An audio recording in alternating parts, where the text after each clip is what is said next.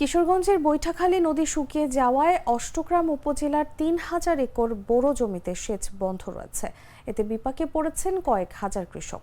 সেচের অভাবে একমাত্র ফসল বোরো ধান ক্ষতিগ্রস্তের আশঙ্কা তাদের। কৃষকরা জানান, চলতি মৌসুমে বৃষ্টিপাত না থাকায় বর্ষার আটকানো পানি শেষ হয়ে গেছে। এতে প্রায় ৩,০০০ একর বোরো জমিতে 10 দিন বন্ধ রয়েছে 7 থেকে 8টি সেচ প্রকল্প। সেচের অভাবে সবুজ ধানের জমি ক্রমেই ফ্যাকাশে রূপ ধারণ করায় উদ্বিগ্ন কৃষকরা। চলতি কৃষি মৌসুমে বন্ধ হওয়া সেচ প্রকল্পগুলো দ্রুত সময়ের মধ্যে চালু করতে হলে বৈঠাখালী নদীতে 2 কিলোমিটার নালা খনন করে সেচ ব্যবস্থা চালু করতে হবে বলে জানান কৃষকরা।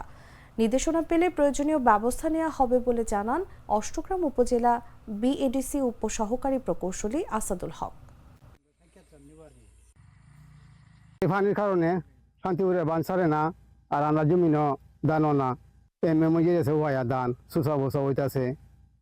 শান্তিপুরে বান যদি না কাটছে তো আমরা শান্তি নাই।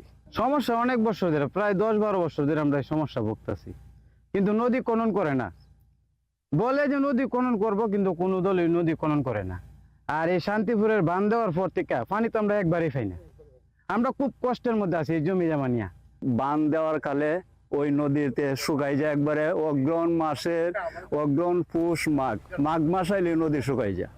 মাঘ মাসের পর থেকে চৈত্র মাস যা জমিনে পানি নাই, এমনকি হাজার হাজার কানে জমিন। স্যার, আমাদের নতুন প্রোডাক্ট সিক্সার্স দেখতে তো ভালো, খেতেও ভালো। তুমি একটু বেশিই বলো। জানি স্যার, বিশ্বাস করবেন না, তাই সুপার স্লো মোশন ক্যামেরা নিয়ে এসেছি। দেখেন স্যার, চকলেট পিনাট ক্যারামেল ও নোগাটের দারুণ কম্বিনেশন এলো সিক্সার্স চকলেট কোটেড বাই। পুরোটা এনার্জি।